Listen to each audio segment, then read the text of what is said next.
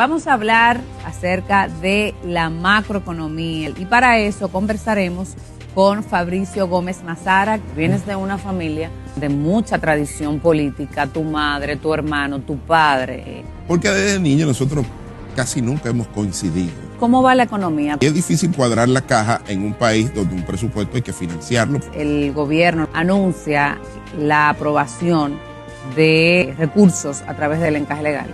¿No resulta esto contradictorio? El sector construcción es muy sensible a aumento de la tasa de interés. ¿Por qué esos números no se reflejan en el consumo directo del ciudadano que va y hace una compra, por ejemplo, en el supermercado? ¿Cómo tú evalúas el posicionamiento de las principales fuerzas políticas? ¿Cuál es tu posición? La polémica en torno a los fideicomisos.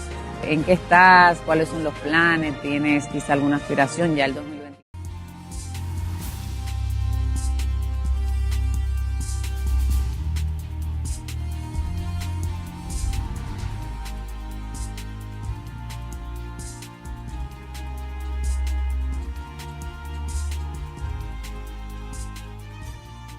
Hola, ¿qué tal? Sean todos y todas bienvenidos a esta nueva entrega de Opiniones. Muy feliz de que nos acompañes y, por supuesto, siempre agradecida de Dios por la oportunidad de compartir este espacio con cada uno de ustedes. Vamos a hablar acerca de la macroeconomía, cómo anda la economía en la República Dominicana, pero también de cómo se encuentra en estos momentos el contexto económico a nivel global. Y para eso conversaremos con Fabricio Gómez Mazara, quien es economista, comunicador y conocido político de nuestro país. Así que les invitamos a disfrutar de esta entrega y, por supuesto, la complementamos con informaciones muy valiosas en nuestros segmentos estelares. Sin más preámbulos, les invito a disfrutar esta entrega de Opiniones.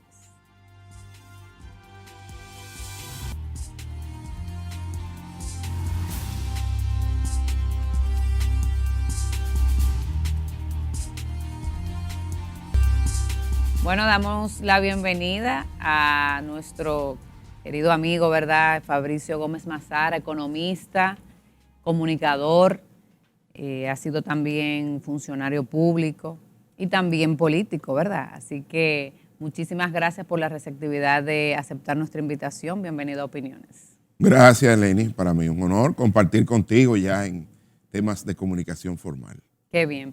Tenemos varios temas que abordar. Evidentemente, el tema de la economía, microeconomía, está muy en la palestra a raíz de decisiones que ha tomado el Banco Central, de la rendición o presentación del año fiscal del gobierno por parte del presidente Luis Abinader y los funcionarios encargados de las políticas públicas económicas. Pero quisiéramos abordar un poco en la primera etapa de la entrevista sobre la actualidad sociopolítica y un poquito sobre lo personal, tu trayectoria y tu desenvolvimiento, tu desempeño en los diferentes roles que te ha tocado jugar. Y la primera pregunta es justamente esa, de los roles que te ha tocado desempeñar, ¿con cuál te identificas más y por qué? Con la academia, yo soy un académico ante todo. Yo dirigí la carrera de economía del INTEC durante 6 años y soy profesor investigador. Y yo creo que ese es como lo que me gusta, donde yo me siento más cómodo, donde puedo, incluso mi llegada a la política, al Partido Revolucionario Dominicano, se debió fundamentalmente a que yo pertenecía a lo que antes eran como los técnicos, porque antes los partidos, a diferencia de ahora, habían 2 grandes grupos. Los que participaban y aspiraban a una propuesta de representación popular y a los que trabajábamos apoyando esa propuesta con programas de gobierno. Aspectos técnicos. Con aspectos puramente técnicos. Después eso se confundió y los técnicos creyeron que eran políticos y viceversa. Pero bueno, eso fue lo que me atrajo más. Yo me considero una persona, soy un especialista en políticas públicas, fundamentalmente en regulación económica y defensa de la competencia. Y de ahí eso me llevó un poco a la política y los cargos que he desempeñado en el Estado tienen que ver con temas más técnicos. ¿Tú te consideras técnico o político? Yo me considero una mezcla porque yo estudié en una escuela más neoclásica, que es, digamos, en Chile. Yo soy egresado de la Facultad de Economía y Administración de la Universidad de Chile, la Escuela de Graduados, y ahí te deformaban, porque te hacían creer como que los economistas éramos una suerte como de iluminados, personas que solamente las estadísticas y las matemáticas eran los que nos movían. Sin embargo, cualquier decisión económica tiene que ver con temas sociales y políticos, Claro. fundamentalmente porque impacta la calidad de vida de las personas. Totalmente. Pero te atrae la política a través de lo técnico, pero la historia familiar, vienes de una familia de mucha tradición política, tu madre, tu hermano, tu padre, popularmente conocido como el Moreno. ¿No tuvo esto algún impacto en esa atracción o vinculación con lo político? Tiene que ver, pero también hay un elemento diferenciador. Fíjese que en mi casa, mi hermano, que además de político, es un abogado. Mi hermana, que es una especialista en todo el tema de aduanal, también es una... Y constitucional. Y constitucional, también es abogada. Y yo soy una persona más de las ciencias económicas y financieras. Y eso como que desde el primer momento, eso me atrajo más. Pero ya con un prisma familiar de la mirada social y económica. Siempre he creído que la ciencia tiene que estar al servicio de las personas. Y en ese sentido, sí, lógicamente mi formación hogareña me llevó un poco al tema de políticas públicas. Tu vida, tu desarrollo, niñez, la adolescencia, que es una etapa muy particular, tu juventud, ¿cómo entiendes que ha impactado tu vida, esta trayectoria y la vida de tu padre, el Moreno? Bueno, me ha marcado mucho. Yo viví en una época donde esta sociedad venía de una transición. Había una transición democrática, ya se había superado los 12 años fatídicos de Joaquín Balaguer, pero volvió Balaguer en otra versión, quizás más democrática, menos, digamos, amenazante a los derechos humanos. Y entonces ahí como que esta sociedad también comenzó a cambiar, en el sentido de que había quizás mayor apertura, mayor tolerancia. Yo tenía muchos amigos cuyos padres eran dirigentes del Partido Reformista o balaguerista.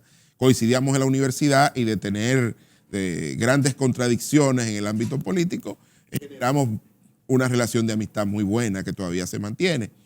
Y eso me dio quizá una visión más amplia que después completé fuera en Chile cuando conocí a hijos de detenidos desaparecidos. Me dio una visión más latinoamericana del tema de la Guerra Fría y el impacto que tuvo en la sociedad, pero también era un país que comenzaba a cambiar. Comenzaban a cambiar los gustos y preferencias de las personas, ya el consumo se convertía de alguna manera en el nuevo Dios, en términos sociales, ¿no? Perdonen por la blasfemia, como lo que había que conquistar.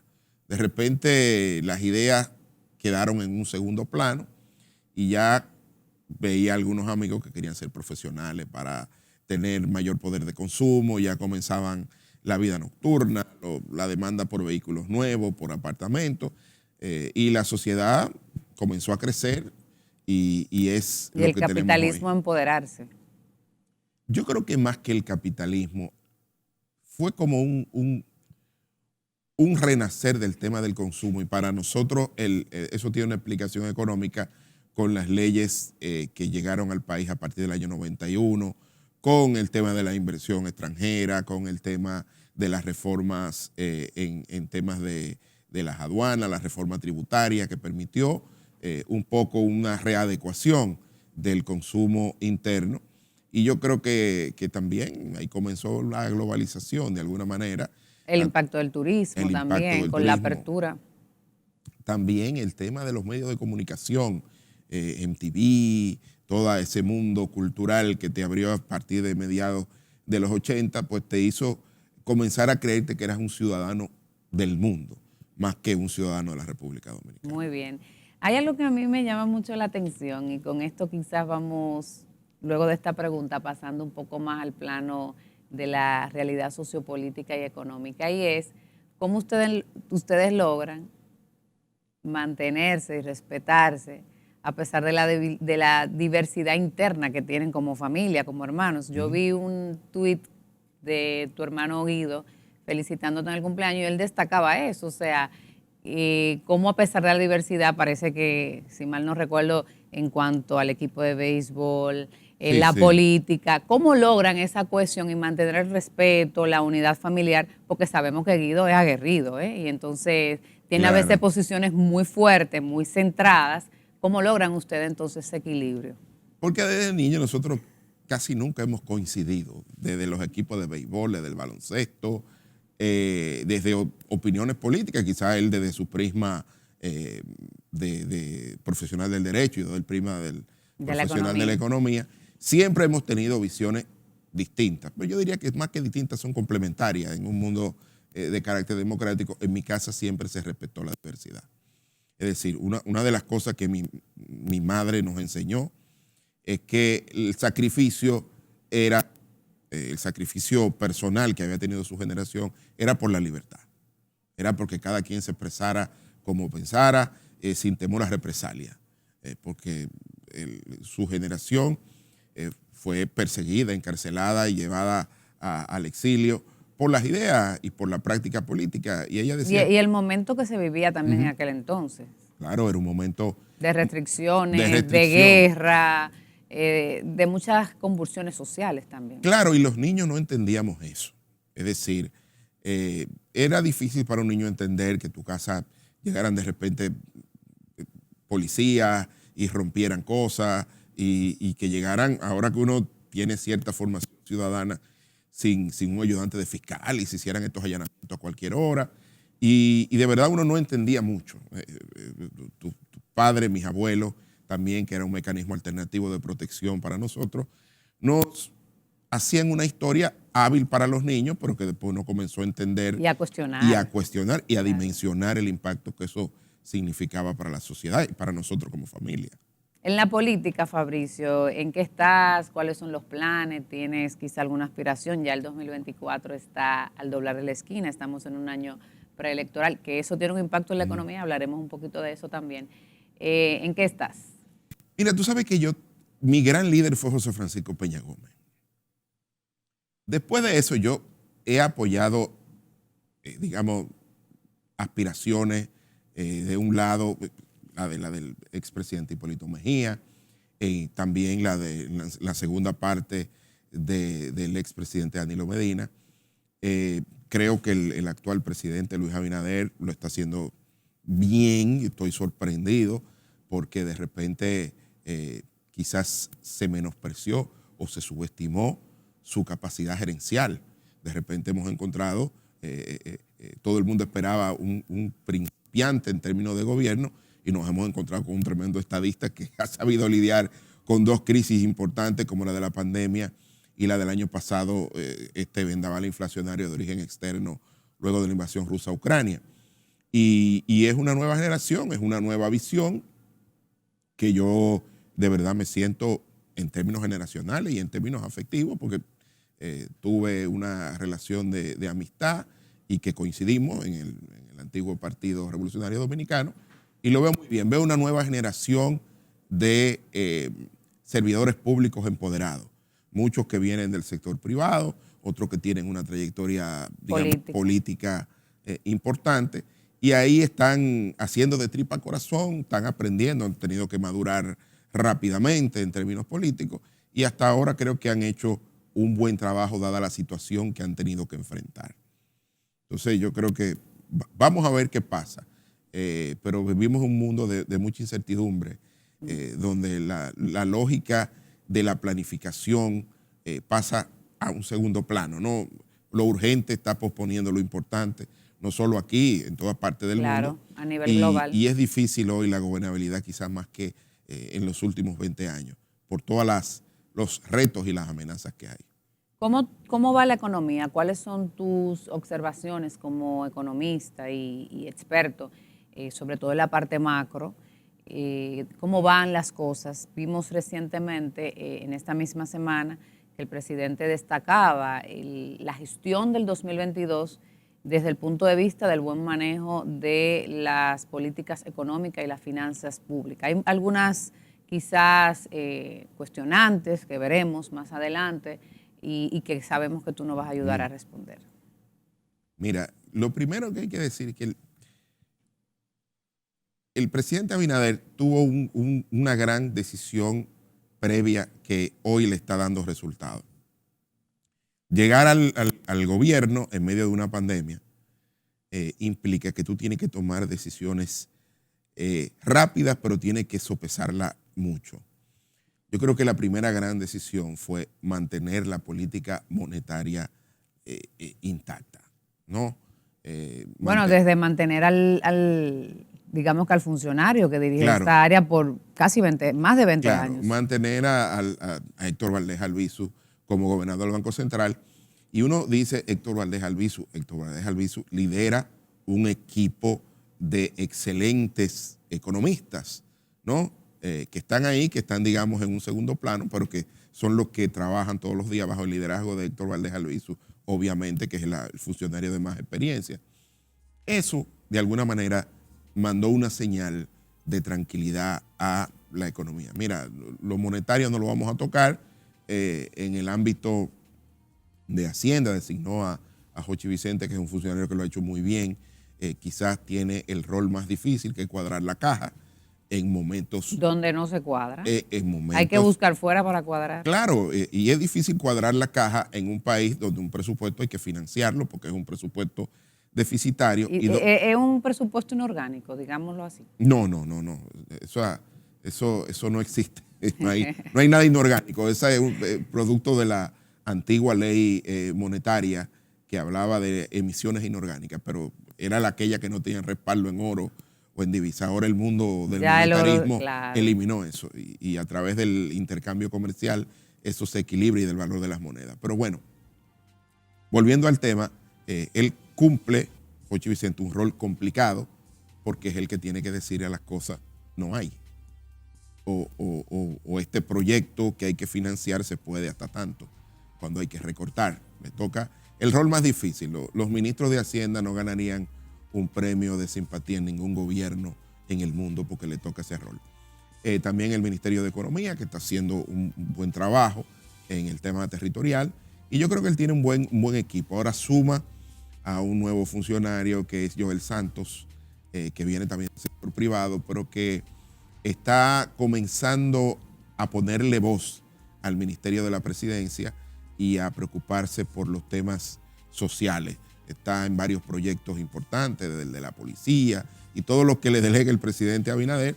Y me gustó ver recientemente esa rueda de prensa en el Palacio Nacional, ver a una nueva generación de servidores públicos. Recordarles la invitación a seguir nuestras redes sociales, @LenisOpiniones, @LenisGarcía G. Y por supuesto, aprovecho también para saludar a nuestros seguidores en nuestro canal de YouTube, Lenis Opiniones, e invitarles a que le den clic y sigan nuestras publicaciones de cada semana. Fabricio, vamos a hablar un poco de los temas del momento. Recientemente, específicamente el pasado lunes, el gobierno, a través del Banco Central, anuncia la aprobación de recursos a través del encaje legal para financiar ciertos sectores. En un momento donde estamos con una política de, digamos que, de restricción, ¿no resulta esto contradictorio en función del tipo de medidas que se habían aplicado recientemente de elevar las tasas de interés, por ejemplo, y ahora liberar nuevamente el encaje legal? Mira, yo creo que lo que significa eso, cuando uno mira, eso es menos del 4% de lo que decimos los economistas, el M1, que es, digamos, el medio circulante, como se llamaba antes. Y, lógicamente, esos recursos tienen unos requerimientos importantes. Es decir, el propio Banco Central, cuando hace el comunicado, dijo que bajo ningún concepto eso significaba un cambio de postura de restrictiva a flexibilizar. Porque es que el monto no, cuando tú lo miras... Son 21.424 mil millones. Claro, pero eso, lo primero es que no entra de golpe al medio circulante, porque hay una serie de requerimientos que pone la propia resolución de la Junta Monetaria.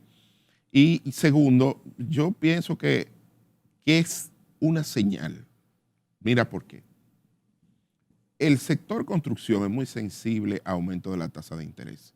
Cuando uno mira cómo creció el sector de la construcción el año pasado, pues creció muy cercano al 2%. Sí, la economía creció 5%, pero el sector construcción creció solamente 2%, menos de la mitad. Y es un sector que tiene muchos elabonamientos. Y hay que ver que estos son préstamos de largo plazo. Mira qué está pasando. Son enfocados, según estuve leyendo, a viviendas de bajo costo, y construcción. Sí, las viviendas de bajo costo definidas bajo la ley de desarrollo inmobiliario y fideicomiso del 2011. O sea que creo que son de 4.5 millones hacia abajo. Hacia abajo. Y le da, digamos, una tasa no mayor de 9%. Mira qué está pasando hoy y por qué se hace eso. Estas son, como decimos en finanzas, tasas largas, tasas hipotecarias, entre 10, 15, 20 años. El problema de hoy, con lo que está viendo la Reserva Federal de Estados Unidos, es que se proyecta que hasta mitad de año crezca o aumente la tasa de política monetaria de Estados Unidos hasta 5.25%.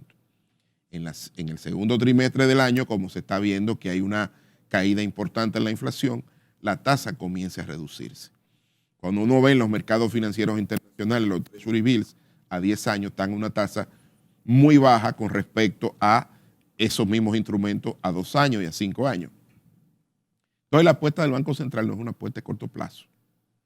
Entonces esos 21 mil millones son tasas de largo plazo y por el monto no impactan digamos, el mercado monetario. ¿No generaría esto una corrida hacia la reducción de la tasa de interés?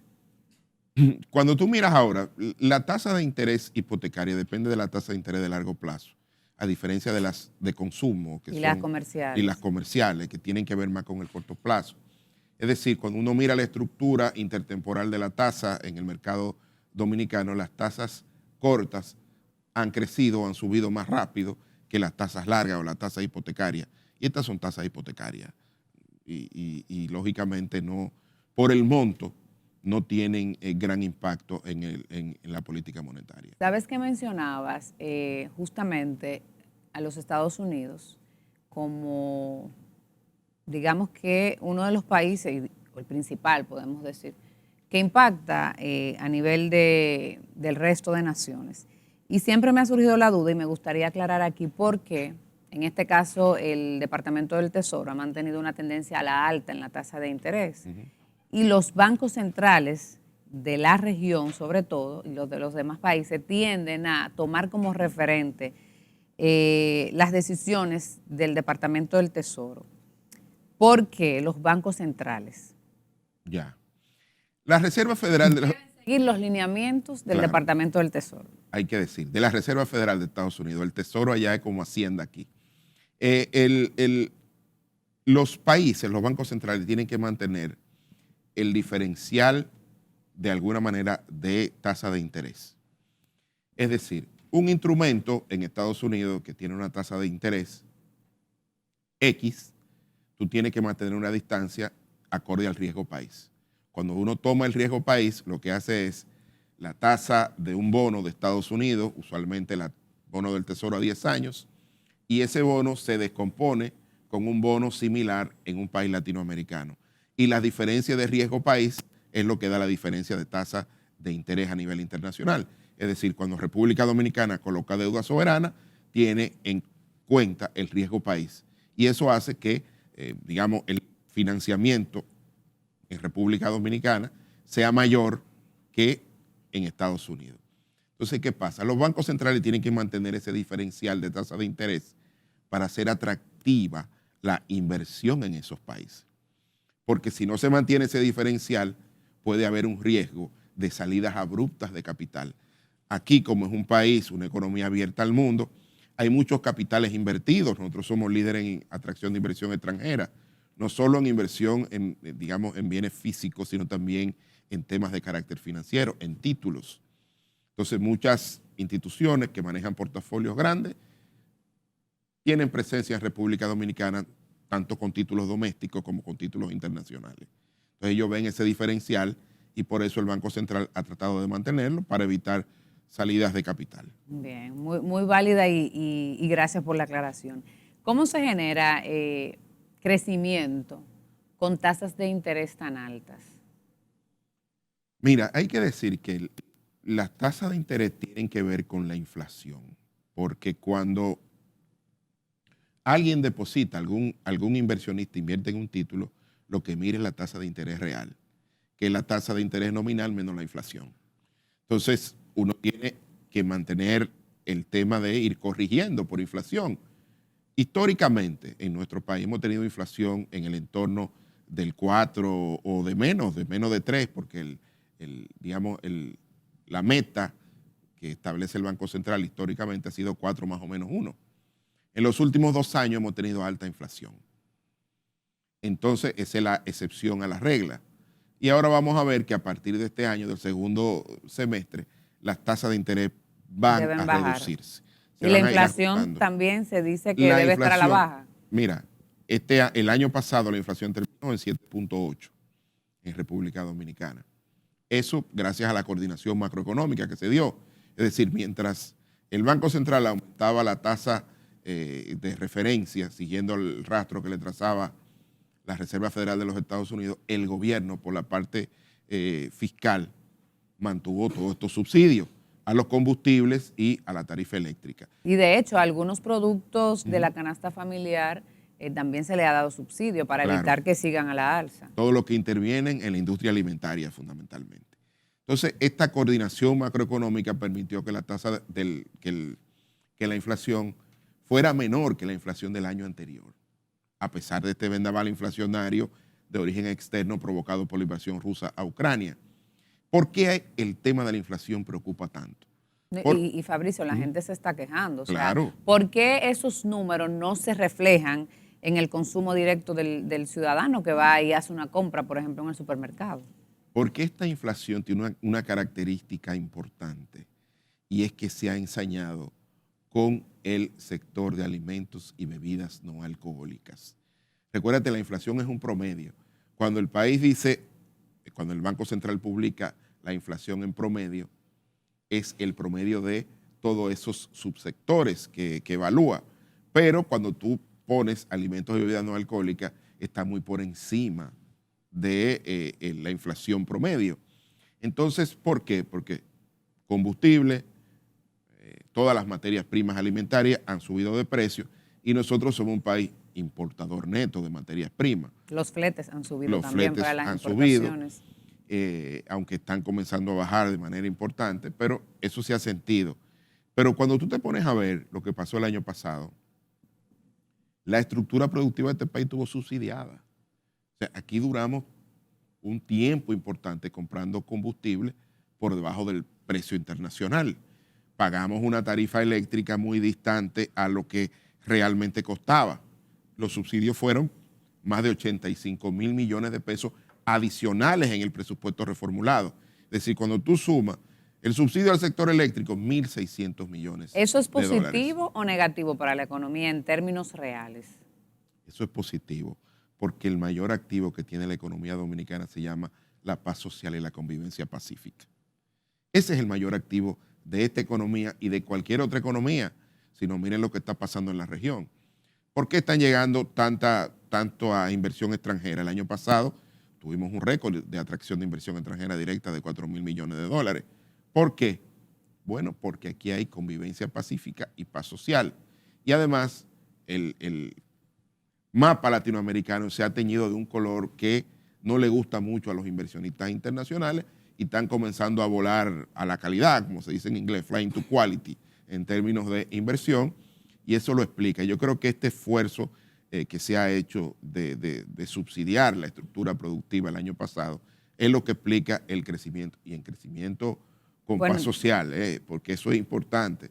La inversión extranjera no le gustan los conflictos sociales, ni le gustan, digamos, conflagraciones en el tipo político. No, porque eso genera inestabilidad, incluso pone en riesgo las inversiones. Claro. Tema también de seguridad jurídica, toda esta parte se ve afectada. Hablando de crecimiento, estuve verificando, según los pronósticos del Banco Mundial, que la economía dominicana proyecta o se proyecta un ritmo de crecimiento promedio de un 4.9%. Sí. En comparación con los años anteriores, ¿estamos igual, crecemos o nos mantenemos? Siempre el crecimiento hay que verlo, digamos, en comparación. Como dicen los abogados, dicen benchmarking, derecho comparado, ¿verdad? Entonces, llevándolo un poco, el crecimiento también hay que verlo en esa perspectiva. 4.9 ligeramente por debajo del crecimiento potencial de la economía, que es la capacidad que tiene la economía, dada digamos, toda su capacidad instalada de crecer. Pero cuando tú lo miras en el contexto de los países latinoamericanos, va a seguir siendo la economía que más crece. Entonces, eso hay que verlo en ese sentido. Hay muchos desafíos, algunos que no tienen que ver con nosotros. Todo el tema de esta nueva geopolítica, el propio Fondo Monetario Internacional ha advertido que esta nueva guerra fría en términos comerciales, este enfrentamiento, esta desglobalización que amenaza con dividir el mundo en dos grandes bloques comerciales, pues podrían reducir el PIB mundial en 7%.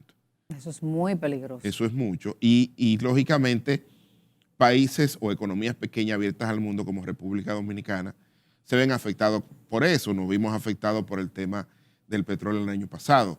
Hay un refrán de la India que dice que cuando los elefantes se enfrentan, quien sufre es la hierba donde pisan. Nosotros somos la hierba, nosotros no somos una potencia. Lamentablemente. Y sufrimos los embates. Y cuando digo nosotros, también hablo de la región latinoamericana, que está viviendo momentos complicados en temas sociales y políticos en este momento. Y puede ser que muchos de esos temas también estén relacionados, y ahí como economista tú podrás afirmar o no, con un manejo quizás inadecuado de cara a lo que percibe el ciudadano de las políticas económicas. Sí. Por eso cuando hablabas de la paz social, en función de la respuesta, que si es positivo o no, tiene mucho que ver.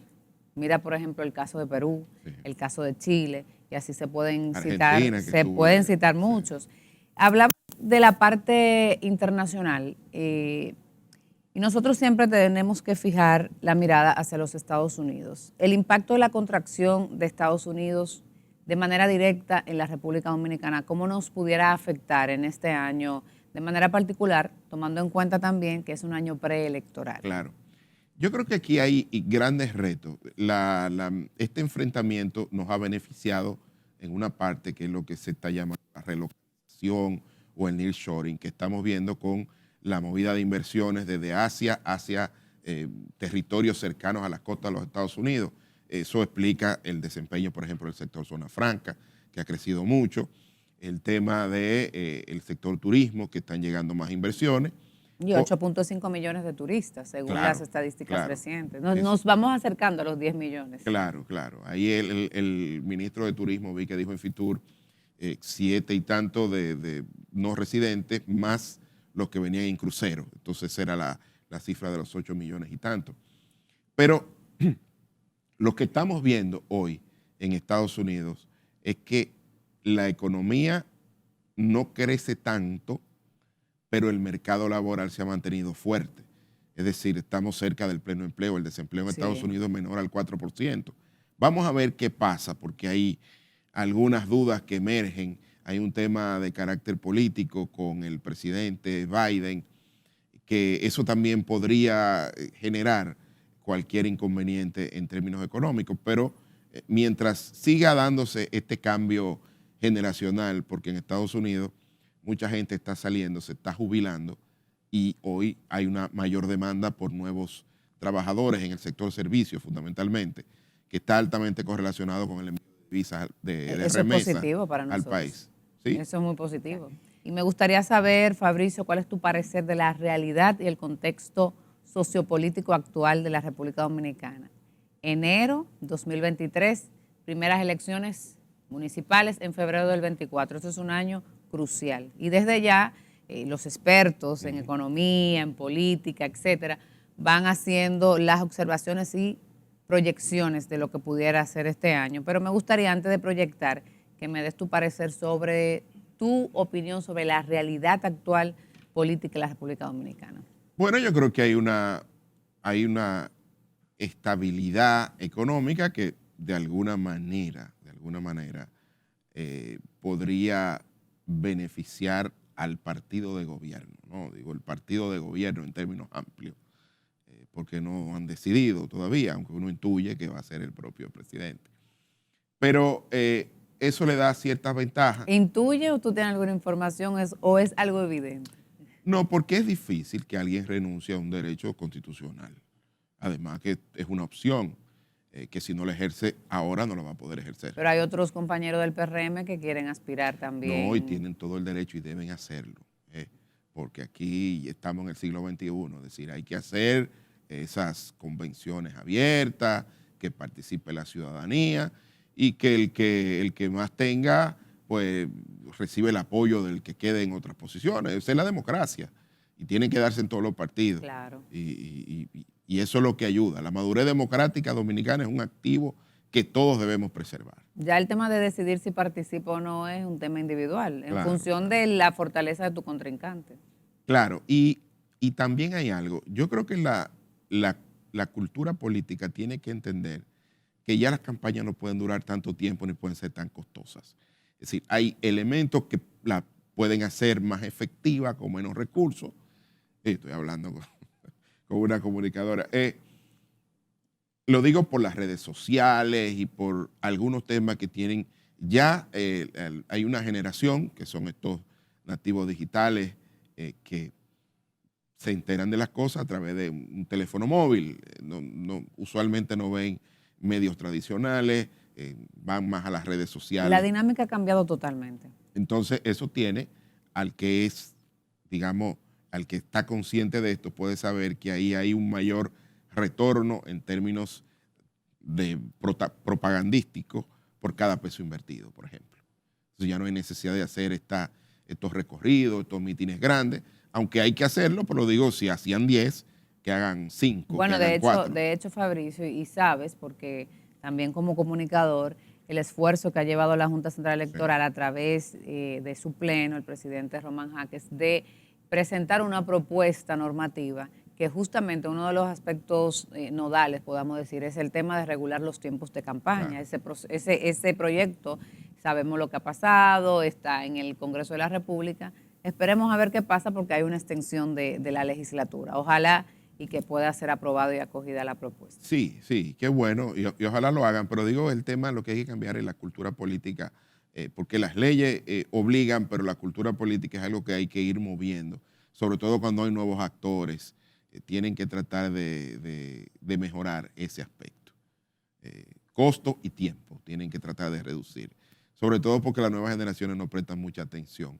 Hay que tener unos mensajes cortos y precisos. Y precisos. Porque si no, te cambian. Y también ha tomado mucha vigencia los videos, más que publicaciones frías. Eso es lo que está ahora conectando también con ese sector, digamos, joven, que de hecho es el que más incidencia tendrá de cara a las elecciones. Claro. O juventud y mujeres. Sí, así es. Como que dicen orgánico ahora, que es como que parezca natural, pero es planeado. Totalmente. Entonces, Fabricio, el panorama político, ¿cómo tú evalúas el posicionamiento de las principales fuerzas políticas? Y me gustaría ver también el impacto económico de lo que sería un año preelectoral. Mira, hay un presupuesto importante este año que va a estar ahí por, digamos, 1.4 billones de pesos, que en español son 12 ceros. No es billones en Estados Unidos, que son menos. Y eso de alguna manera implica que el gobierno tiene grandes desafíos. Uno de los desafíos fundamentales es el tema del gasto en inversión pública, lo que decimos en economía, el gasto de capital. Hay que comenzar, y esto es un consejo que lo estoy dando aquí de forma gratuita y que no me han pedido. Mándale la factura. Es que busquen un mecanismo con la Dirección General de Compras y Contrataciones para que durante el primer trimestre del año liciten todas las obras de infraestructura pública, para que dé tiempo ya a partir de finales del primer trimestre a que comiencen a ejecutarse. Como dijimos en el segmento anterior, la tasa de interés afecta mucho el sector de la construcción, pero de la construcción privada, ¿no? Entonces, la construcción va a estar empujada fundamentalmente, ¿por qué? Por la inversión pública. que contrata privados para que lo hagan, pero depende del gasto del gobierno. Y hay que mover la infraestructura pública que se necesita ampliar. Nosotros estamos creciendo, hay sectores como el turismo que crecen, y eso significa que nuestra infraestructura de servicios tiene que crecer, logística fundamentalmente, puentes, carreteras, transporte masivo de pasajeros, las circunvalaciones, los puertos y los aeropuertos. Eso tiene que crecer porque la economía está creciendo y eso depende de la inversión pública fundamentalmente. Muy bien. Hay un tema que no podemos dejar pasar y es el tema de los fideicomisos y todo lo que se ha producido en torno a esta propuesta legislativa. Estuve viendo un comentario, un video que hiciste. ¿Cuál es tu posición en torno, tu posición ya de manera más concreta sobre la polémica en torno a los fideicomisos? Mira, yo de verdad que me sorprende que los fideicomisos públicos actuales están bajo el amparo de la ley vigente, que es la ley del 2011 de desarrollo inmobiliario y de fideicomiso, derecho privado puro y duro. En otros países no se necesita una ley de fideicomiso público. Aquí se ha querido hacer, que a mí me parece correcto, y se ha puesto tanto a la Contraloría General de la República como a la Cámara de Cuentas, que son los organismos de control interno y externo. Y yo estoy de acuerdo con eso. Pero hay una confusión, y yo quiero remarcar el tema, que se está confundiendo quien regula el fideicomiso de quien administra el contrato de fideicomiso, que es una fiduciaria. Las fiduciarias operan en un mercado financiero privado regulado por la Superintendencia de Bancos de la República Dominicana. Eso es así. Entonces no pueden ser reguladas por la Dirección General de Compras y Contrataciones. Por eso es que se dice que los reglamentos internos deben ser enviados a la Dirección de Compras y Contrataciones para su revisión y aprobación. Es lo más que tú puedes hacer es llevar esto a las mejores prácticas en materia de compras y contrataciones públicas, llevarla al tema de fideicomiso. Algunos sectores han advertido que se pudiera tratar de una forma de, digamos que saltarse los filtros o los requisitos que establece el sistema de compras y contrataciones. Lo que pasa es que el tema del fideicomiso es un second best, es un segundo mejor. Lo primero, lo que debiera hacerse es una reforma tributaria de entre 3,5% y 4% del PIB para aumentar las recaudaciones, pero eso en esta situación, desde el año 2020 hasta la fecha, no se ha podido hacer. Igual eso tiene un componente político, que en un año preelectoral no es verdad que ningún gobierno va a asumir una reforma fiscal. Y el tema es que estamos gastando cada vez más gasto corriente y lo que queda del gasto de capital es cada vez menor, porque lógicamente se está, por ejemplo, presupuestando menos del 3%, pero se ejecuta menos de lo que se presupuesta. Pero como te digo, este país demanda nuevas obras de infraestructura pública, porque es que estamos creciendo y hay mayor demanda. Si no salga para la calle, miren los tapones que hay, ya no solo en la ciudad de Santo Domingo, en La Vega, en La Romana, en Higüey y en muchos sitios donde hay una actividad económica importante, hay hasta las carreteras. Los días de asueto estamos viendo cómo se trancan las principales vías y las principales carreteras. Entonces hay que buscarle una solución. El fideicomiso es un second best, pero es la solución que hay a mano en este momento y que ya se ha puesto en práctica, porque el que vaya y vea las circunvalaciones y que vea, por ejemplo, todo lo que se está haciendo en red vial y lo que se está haciendo en el fideicomiso de la ciudad Juan Bosch y en otro fideicomiso, el desarrollo de Pedernales, por ejemplo, el nivel de recursos que demanda es imposible hacerlo en este momento con recursos públicos, puros y duros, y se está buscando este vehículo financiero como una forma de desarrollar esa infraestructura. Bueno, Fabricio, tú como buen comunicador y conocedor y con experiencia sabes que en los medios el tiempo es bastante apremiante. Muy agradecida por esta entrevista tan interesante y quiero comprometerte en la medida que se vaya desarrollando el año, que vayamos entrando un poco más en los temas sociopolíticos de cara al primer trimestre, quizás que hagas el compromiso de regresar para seguir profundizando un poco más en estos temas. O por un honor para mí, además me llama la atención una persona muy amiga tuya, que es muy cercana a mí. Vamos a darle, de verdad, desde aquí yo sé que tú me hablas un abrazo para mi querida amiga Marinel Mazara y para doña Carmen también. Así que Fabricio, muchísimas gracias nuevamente, gracias a ustedes por acompañarnos. Recuerden que aquí la opinión es de todos. Nos veremos el próximo domingo.